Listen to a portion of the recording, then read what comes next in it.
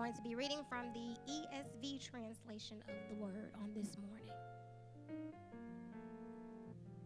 Hebrews chapter 11, verse 1. Now faith is the assurance of things hoped for, the conviction of things not seen. Now faith is the assurance of things hoped for, the conviction of things not seen. For a moment of time this morning, we're going to talk from the subject, activate your faith. You may be seated. Activate your faith. On September 28th, 2012, Psychology Today released an article titled, Why Faith is Important. The article went on to state, faith is an expression of something better. More than a wish, it is closer to a belief, but not quite. A belief is rooted in the mind. Faith is rooted and based in the heart. When we act in faith, there is no guarantee, no certainty. No one knows what kind of life an infant will have, yet we continue to have children. No one can know how life with our mates will turn out, yet we continue to have faith that our relationships will last a lifetime. Faith speaks the language of the heart. It is an expression of hope that goes beyond the conscious mind.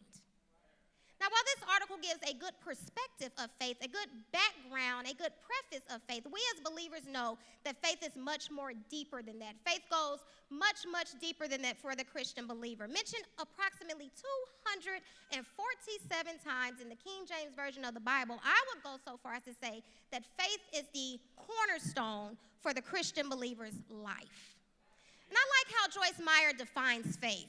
She says that faith is leaning entirely on God in absolute trust and confidence in his power, his wisdom, and his goodness. An excellent definition. But how do we grab hold of that type of faith? How do we go from faith being just another word in our everyday vocabulary to actually activating faith that transforms our everyday lives? How do we get to that point? I'm glad you asked. Great question on this morning.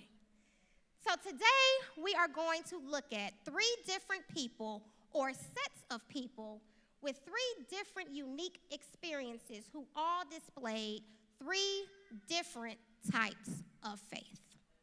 And our first type of faith we want to examine this morning is giant faith. And while there were many people in the Bible who illustrated giant faith and displayed giant faith, and I could have come up with a whole lot of people to use on this morning. This morning, we are going to travel back to the Persian Empire, to the city of Susa. And I see some smiles and I see some head nods because as soon as I said Susa, some of you knew exactly where this was going. You know exactly who I'm talking about on this morning. In fact, we could trade seats right now because you know how this is going to end. But when we arrive in Susa, we are introduced to a woman named Hadassah, or she is commonly known to us as Esther. You see, Esther displayed a giant amount of faith on this morning, and in a moment, you're just going to see just why I chose Esther to display this giant faith on this morning. But I would be remiss if I assumed that everybody knew who Esther was and everybody knew the story of Esther. So for those of you who don't know, let me give you a quick, brief overview of what's going on in the book and what's going on in the story of Esther so you can understand and we can all be on the same page this morning. You see, Esther had a dilemma. Esther had received word that Haman, who just so happened to be second in command to the king, had sought out to destroy her entire people. And Esther was pretty much the only one in a position to save her people. Ask your neighbor, are you in position? Yeah, see, Esther was in a position. Esther knew that she had to do something. And when she gets this word, a conversation goes and ensues back and forth between her and her cousin Mordecai via their messengers. And she receives word, and everyone throughout the kingdom is distraught. Everyone is sad. People are trying to figure out, where do we go from here? What do we do next? And Mordecai pleads and begs Esther to go on the behalf of her people and beg the king for mercy. In walks Esther's dilemma. See, this would have been been a normal request under normal circumstances. But in the Persian Empire at this time, no one was welcome into the king's inner courts without an invitation. No one. So Esther knew that in order for this to happen, this was going to take some giant faith. She was going to have to muster up some giant faith to make this request happen. And yeah, she knew, but she kind of still had her fear there. Yes, she knew that maybe this is something I need to do, but fear still paralyzed her. Fear still tried to take root in Esther's life. And Esther tried to figure out, what do I need to do? So Mordecai tells Esther, he goes on and they go back and forth, and he tells her that, you are in a position to do this. You're in a position to help our people. But if you don't, believe that deliverance is going to come for us. Deliverance is going to come for our people. But if you don't do it, somebody else will, and you and your people will perish. And then he goes on to say one of my favorite verses in the entire Bible. He goes on to say, and what if you have not been put in this place for such a time as this? And I believe it's when Esther heard those words, when those words came off Mordecai's mouth, and when those words hit Esther's ears, I believe that this is when Esther activated her faith. I believe this is when she realized, you know what, I have been placed in this position. I have been given this authority. And sometimes that's what it takes. Sometimes it takes people around us to speak life into us, to push us into our place of destiny, to remind us of why we're here. Esther realized that this was all bigger than her. She realized this. But how did Esther activate her faith? I mean, it's good to say all this stuff. Y'all know the story. Some of y'all, I just said we could trade places. But the title of this morning is How to Activate Our Faith. So how did Esther activate that faith? Esther approached a physical dilemma in a spiritual way. And for some of you this morning, that's the answer that you've been seeking all week long. That's the thing that you have been asking God, how do I get over this? God, how do I get through this thing? How am I going to get past this current situation? And your answer this morning is it's time for you to approach that thing in a spiritual way. Esther's response to Mordecai was to gather all the people in the entire area and fast on her behalf. When is the last time you took a spiritual approach to that thing? See, the problem is you have been going in circles, and you've been doing the same thing over and over and over and over, and your life has become a broken record, and you're trying to figure out how to do it, but that spiritual approach is what you need to take. That spiritual approach is what you need to do. The definition of insanity is doing the same thing over and over again in the same way and expecting a different result. And that's what you have been doing. And you have been driving yourself insane. On the car ride in here this morning, you have told the Lord, I'm going crazy. I'm driving myself crazy. That's the same thing you said as you walk through these doors. A spiritual approach. She approached that dilemma in a spiritual way. But I have to give a side note, because I just told you that Esther responded to Mordecai to go and fast on the people's on her behalf. And then she told him that I and my women and all my servants, we will fast too. When's the last time you fasted on behalf of someone else? Not for your breakthrough, not for your turnaround, not for God to do it for you, but for them, putting self aside, but that God would move in the life of somebody else, even if your life stays the same at the moment. When is the last time you sought the King on their behalf? That in itself displays giant faith. You don't have to be the person with the problem. You can be the person praying for the person with the problem. Giant faith. See, Esther knew that what she was going to have to do required total surrender, total trust, and total faith in God. And if you continue to read the story of Esther, we get to the end of the book, and we know that Esther was, in fact, victorious. We know that she prepared, she did everything that she needed to do, and she approached the king, and he indeed invited her in. And it's a good story if you've never read the story. But the takeaway here is Esther had the faith, even though fear tried to come in. Esther risked death. This was not, I'll just kick you out of the kingdom. No, this was death that was staring Esther in the face. And Esther knew that, I'm going to prepare. See, Esther was avant-garde, or before her time, if you will, because Esther knew even before the scripture was written that some of these things only come out between prayer and fasting. That's the only way that some of these things were going to come out. So Esther prepared, Esther prayed, and the book says Esther fasted. And Esther's response after her fast was, if I perish, I perish. Because she knew that this was her assignment. So either she was going to fulfill it or it was going to take her out. But if it was her assignment, she knew it wasn't going to take her out. So Esther, in turn, activated her faith. But that's all good. And I see the looks of some people like, yeah, I know Esther. We went over it in Vacation Bible School when I was 6.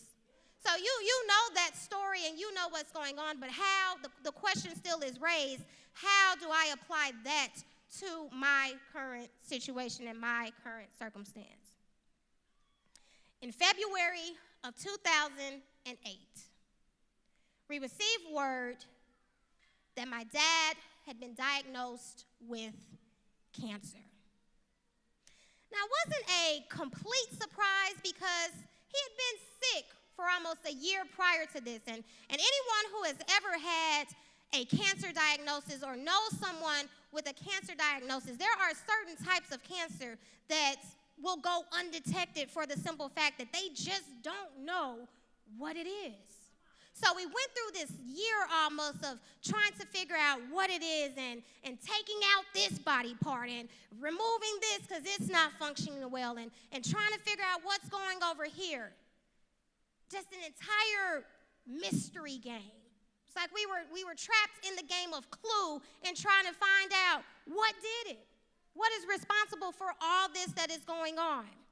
And so what ends up happening was he gets the cancer diagnosis. And I don't care how long you have been sick in your life, how long you have been fighting a certain sickness, when you get a name of the diagnosis, it kind of takes your breath away. When you hear the C word, when the doctor stares at you and says, it's cancer, and you know that you have been sick as a dog, fear may try to come in. And actually, fear doesn't try. Fear comes in. And fear tries to consume you, and fear tries to paralyze you. But through it all, that we are a church family. We know Jesus. We know the Word. We know the Bible. So immediately, yes, we knew what was next. We know we had surgery, and we knew that we had chemotherapy. And even with the surgery, the percentage of survival was in the single digits. But what did we do in that moment? Did we cower? Did we fall out? Yes, there was a time to grieve that illness. However, we decided to take a different approach. See, there were many people, too many people to count and too many people to name. See, this is why it's important to figure out who you're surrounding yourself with. Because what ended up happening was this doctor told him that he had cancer. But once the word spread to other people, once you told me that you had cancer, oh, now you don't realize what you have done, because now I have talked to every person that I need to talk to, and they don't need to know all your business. All they need to do is pray. So what we immediately did, we had people praying. We had people fasting. Be careful who you are connected to, because if you are connected to the wrong people, they will drive you further in fear and further away from that person who can grab you out of that stuff. And we prayed. My dad kept the faith. You could never see him and he would say, I don't feel well. No, it was always, I'm okay. Despite what he was facing, it was always, I'm good. I'm good. So despite it all, despite cancer trying to grab him, despite cancer trying to take him out, he kept the faith. We kept the faith. We prayed. People fasted. We did what we need today. Did what we needed to do, and cancer left. Cancer is that thing that could not take him out at that time. Cancer is that thing that was no longer an issue in his life. So giant faith. Sometimes it takes prayer. Sometimes it takes tears. Sometimes it takes giving it all that you have. But sometimes we just don't have that all in us. See, somebody in here, you tried that route. You have given God all that you have, and you just don't have that much left in you this morning. You just don't have it in you anymore. So our second type of faith that we're going to look at is small faith. And for small faith, we're going to visit Jesus and some of his disciples. And Jesus and some of his disciples are approached by a man whose son suffers terrible seizures. And he just wants the Lord to have mercy on his son, and he just wants the Lord to heal him. So the man goes to Jesus and he asks the Lord, Lord, please heal my son. Please have mercy on my son. And Jesus looks at the man, but let us not move too fast, because if we move too fast, we'll miss what else the man says. See, next the man goes to Jesus and he says, and I asked your disciples to help him, and they couldn't. The people that walked with Jesus, the people who Jesus had given them the authority to heal the sick, the people that just knew who Jesus was and knew miracles were possible, they didn't heal him. They couldn't cast it out. That was their purpose, part of their purpose. But they couldn't do it. So in frustration, not at the man, but I believe at his disciples, Jesus responds and he tells the man, bring the boy to me. The Bible is very clear that the man brings his son to him. Jesus heals him and they go about their way. He calls out the demon and they're gone. But you have to wonder, if you're one of the disciples, well, why couldn't we do that? So the disciples ask him. Now, they don't ask him. Now, you have to imagine being a disciple, the original one, not the ones we are in 2018, an original disciple, and you couldn't do one of the jobs that Jesus gave you to do. So they quietly asked him, why couldn't we cast it out? And his response, you can look at different translations, but for the sake of today, he responds to them, because you have no faith. If you would have had faith just the size of a grain of mustard seed, you would have been able to do it. You would have been able to heal the boy. If you would have just had faith the size of a grain of mustard seed, you would have been able to say to that mountain, move from here to there. It would move, and nothing would be impossible for you. Mustard seed, a seed that is only 1 to 2, it's the smallest seeds, millimeters in size. A seed that if I had it in my finger right now, it would probably get stuck up under the bed of my fingernail. He didn't say giant faith. He didn't say you needed a big, great amount of faith, just the size of a grain of mustard seed. If they would have just activated that amount of faith, the boy would have been healed. My question to you this morning, what would be different in your life right now if you would just activate that small amount of faith? You still have it. And see, some of you are looking at me and some of you are saying, I don't have any faith left. I'm all faithed out. You're not, because if you were all faithed out, you wouldn't have got up, you wouldn't have got dressed, and you wouldn't have drove to church this morning. So the fact that you are sitting here, there's still something left. There's still something in there, but you have to dig deep. It's not easy. Nobody told you that this Christian life was easy. But what would be different? Think about it. How far would you have progressed right now if you would just grab hold of that small amount of faith? Small amount. And see, just a moment ago, I told you how we had giant faith. In our giant faith, we thought, contributed to my dad's healing. We had that giant faith. But little did we know that in May of 2014, that cancer would come back around again. And see, we started off, as we do as Christians. When something happens, we walk in with Jesus and devil, you can't do this. You can't steal my joy. We got you. And we kept all that giant faith at the beginning. But see, when that same problem comes around a second time and you thought you beat that thing the first time and then it made a return the second time, see, now that giant faith isn't so easy to come across. See, now that giant faith, you couldn't find it. Couldn't muster it up. So we now find ourselves at this second time, and we now know that surgery is no longer an option, but now we're giving the option of experimental treatments and radiation. So now we're experimenting, trying to figure out what to do. Maybe this will work. But see, remember, we still were praying because that's the type of people we were. Still weren't going to give up that easy. When it looked bleak, when my dad was sleeping all the time, when we were having family celebrations and family gatherings and he was in the back sleeping, it's kind of hard to shout to the hills of God's greatness, knowing that God is great, but then seeing what's happening.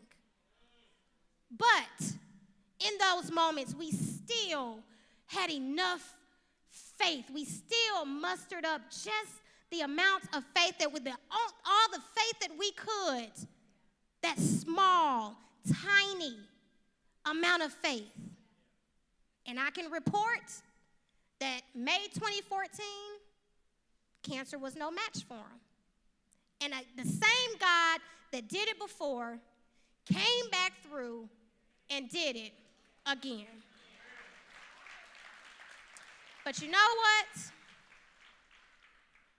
I still see a section of this crowd. There is a small subpopulation of people in here that, you've been trying to sit here and get with this for the past few minutes. See, you're part of that crowd that said, I don't have anything left. My tired is tired.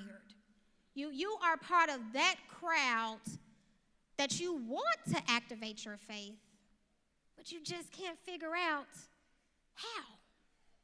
You just can't figure out, what does this mean for me? Yeah, I get it that Esther activated her giant faith and she saved her people. Yeah, I get it that sometimes it don't even take all that, and I just need a little bit of that mustard seed, as we're used to calling it, that mustard seed faith. I get that, and praise the Lord for the report of your dad. I get that, and I'm happy for all of y'all. But my situation does not look like this. My situation doesn't mirror anything like this.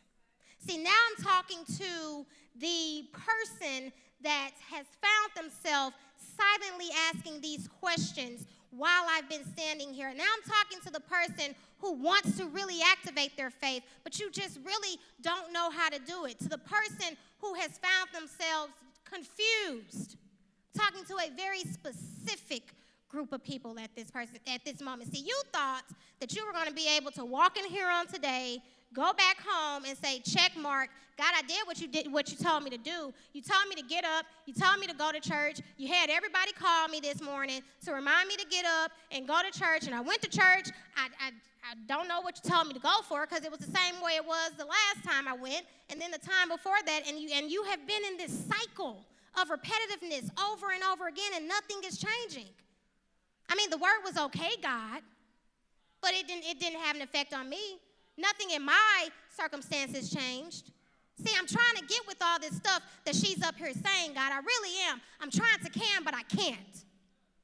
And I know what I just said. I know that it was grammatically incorrect, and I know that some of y'all missed it. But for the people who it's for the people who are right there in that moment, for the people who are trying to but can't, see, they get it because they know exactly who I'm talking to right now. See, now I'm talking to that group of people who have assumed the role of Lemony Snicket, and you have found yourself immersed in a series of unfortunate events. See, now I'm talking to those people who are trying to figure out, how do I activate my faith when all this stuff is going on around me? Yeah, you want me to activate my faith. I get it. But see, you don't realize that my dream home, my forever home, in the next 7 days, I have to be out of there. But see, you want me to activate my faith. Yeah, that's cute and that's fine. But you don't realize that I'm headed for repossession number 2 or repossession number 3 or repossession number 4. You want me to activate my faith, and I've been living in faith. I've been praying by faith that my child would be healed. But this same child that I've been keeping the faith in, the same child that I've been doing all this stuff for, continues to be sick.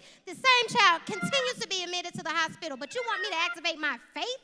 You want me to activate my faith when I had prayed and believed God that sickness that I got over, that he healed me from, was gone, has now made a return. But you want me to have faith. I had faith the first time, and I thought the first time that faith kept me. But now what am I supposed to do? Oh, you want me to activate my faith. You want me to activate my faith, but little do you know is I was doing everything right. I was praying. I was reading my Bible. I was studying. I was going to Bible study. I was going to church on Sunday. I was feeding the homeless. I was doing everything that I needed to do, but that person was still snatched from me tragically. But you want me to activate my faith. How am I supposed to activate my faith in that moment? What am I supposed to do then? Our final type of faith this morning is broken faith. Broken faith. What do we do in those moments? In those moments when all that stuff happens. In those moments when life consumes us. How do we respond? How should we respond? Do we cower in fear? Do we assume a posture of pity? Do we assume defeat? What do we do? How do we move past it? See, we've gone over 2 days, 2 years that cancer made a return. But you guessed it. In November of 2015,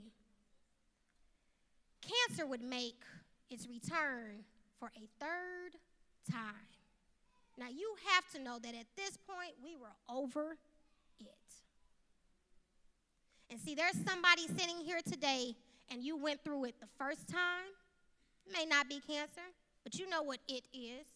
You went through it the second time, and you walked in here today and have found yourself here a 3rd time. Cancer had arrived for the 3rd time.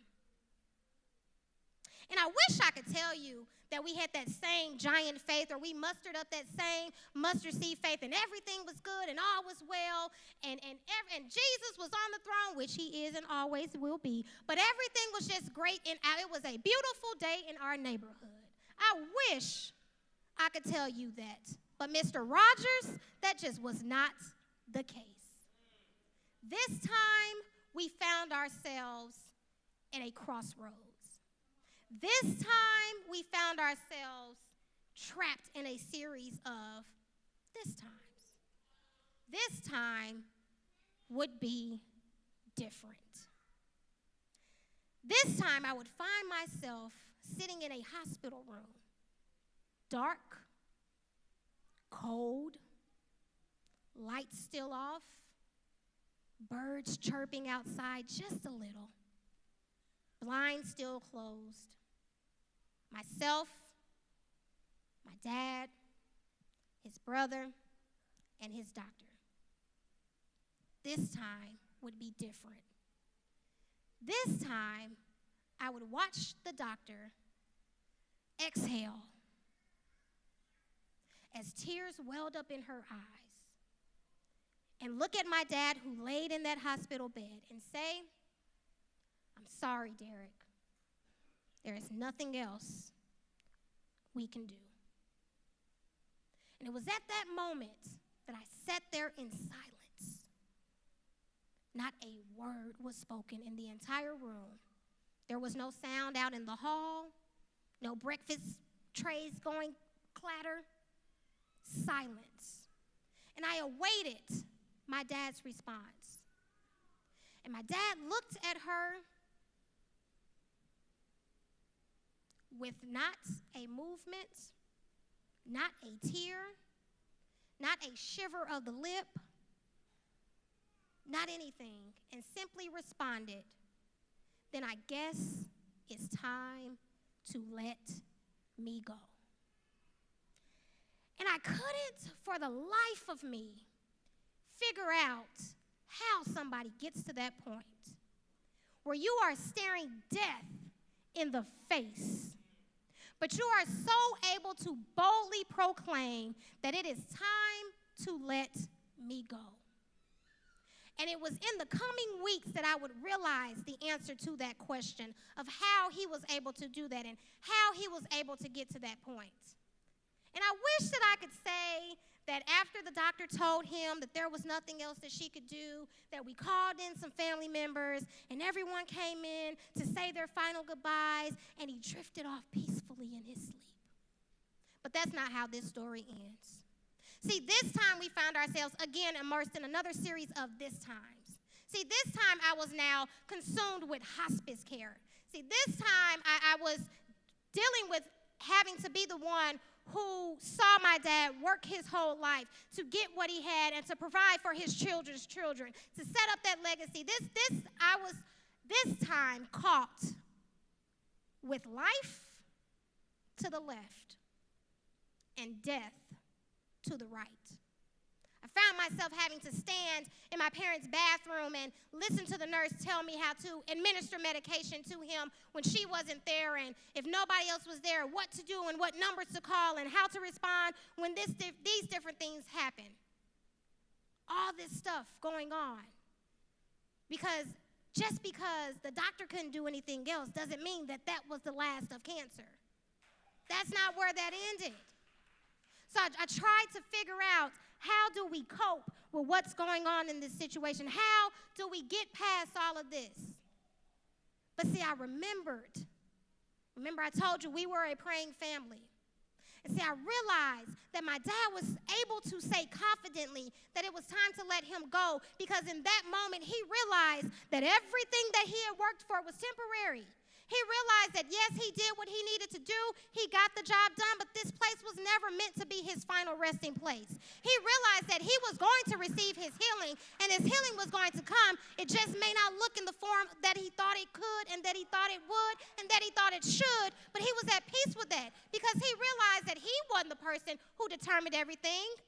He knew that he served a big God, and whether he was healed on this side or the next, he was going to be healed. See, everything that he went through, he knew that all this was temporary. He knew that his life did not have an expiration date. Cancer did, but life didn't. So he knew that cancer could not survive in that body. And cancer cannot survive in yours. No matter how your healing looks, you will be healed, whether it is on this side of eternity, on the next side of eternity. But he came to grips with that, and he realized all of that. So he was at peace with that moment. And every person in here will have to get to the point where we are at peace when it's time for us to go. We don't like to talk about it. We don't like to plan it. We don't like to do anything about it. But the reality is that this is temporary. This is not what you're working for. This is not the end goal. And he realized that. And it was at that moment that I was able to say, I get it, God. I get why he told that doctor it's time to let me go. It wasn't that he was trying to run away from us. We were pretty great. But I got it. I understood it. But you know what? I would be remiss if I tell you that just because I understood that made everything okay. Because it didn't. See, I told you how my dad activated his faith. But remember, the person here speaking to you was part of this story as well. The person here speaking to you is the person who also felt her faith kind of leaving little by little. Yes, I knew Jesus was all in all. Yes, I knew that he was the King of Kings. Yes, I know all of that about him. But that doesn't change the reality of what you feel and the emotions you face when you are in the middle of something. And I found myself trying to figure out, God, what am I supposed to do? I'm the preacher. I know the word. Studied it. I can quote more scriptures than most people on this planet. But that meant nothing when my pillow was wet with tears. That meant nothing when I tried to figure out, how do I move past this point? That meant nothing when I couldn't figure out how to get from A to B, and I couldn't figure out, it wasn't the fact that he was leaving, it was the fact that I had to watch him suffer. So when I would ask the questions of, God, why won't you just take him already? Why are you making him go through this? It wasn't that I wanted him to die. It was the fact that the suffering just seemed like it was too much to handle. How much can one person handle? Why, God? Why? I didn't leave the church. I didn't walk away from Jesus. I didn't do any of that. In fact, I found myself trying to get closer and closer to Jesus because I knew that he was the only one that was going to get me out of that thing. He was the one that was going to pull me out of that dark place that was trying to consume me. And see, that's the problem. Some of us, we find ourselves in those dark places, and instead of running to Jesus, we want to run from Jesus. And that's when the problem comes in, and that's when you find yourself trying to figure out how to get out of this thing. The goal is not to go away from. The goal is to run to. And that's what you have to remember, that no matter what the circumstance looks like, no matter what life is throwing at you, run to him, not run away from him. But see, with all of that, I told you I know the word, but I was torn. I was torn between what I knew to be true spiritually to what I saw manifesting physically. I was torn between knowing to be absent from the body is to be present from the Lord. But I had to sit here and watch my dad wither away. I was torn between knowing, for God so loved the world that he gave his only begotten son, that whosoever believe in him shall not perish, but have everlasting life.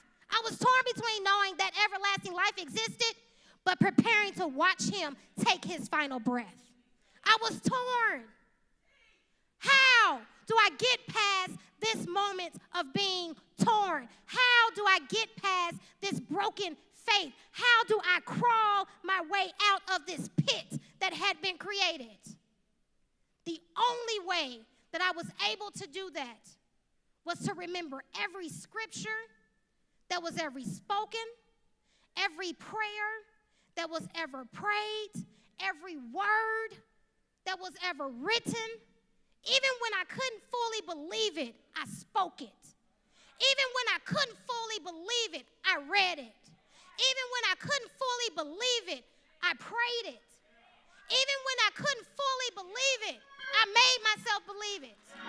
Because I refuse to give the enemy a foothold to come and mess with my mind and destroy my mind. Because this thing will take you out. Faith is all that I had to hold on to. The assurance of things hoped for. The conviction of things not seen. Faith was the only thing that I could grab hold of when all that stuff was trying to come at me. When all those darts were being thrown my way, faith was all that I had. And faith is all that you have. And faith is what you are going to have to hold on to if you want to make it out of this thing that's going on in your life, this thing that you've been playing patty cake with. Faith is the thing that is going to have to keep you and sustain you if you plan on making it out of this thing whole. It's what I held on to.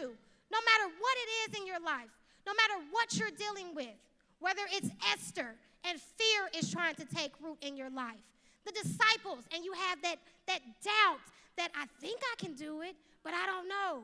I know that God purposed me for it, but I just don't really know. I know that I've been called to it, but I just don't really know.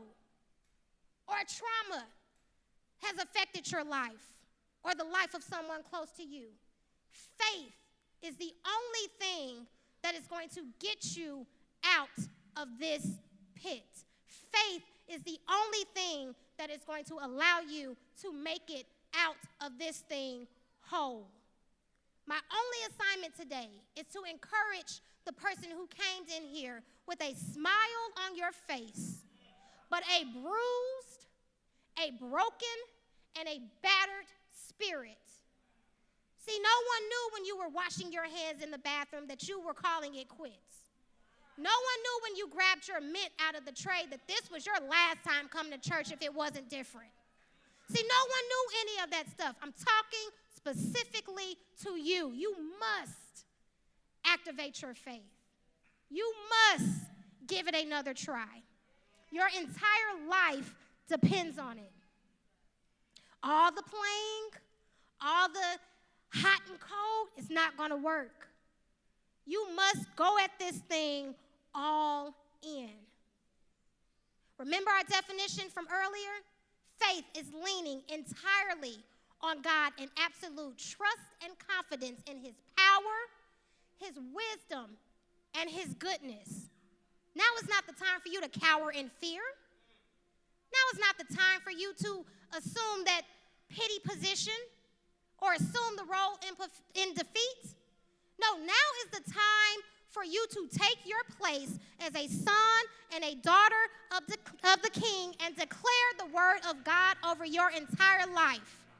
That no matter what it is, this thing is not going to take you out. It does not have the authority to do so. This is the word of God for the people of God. Hear it and be saved.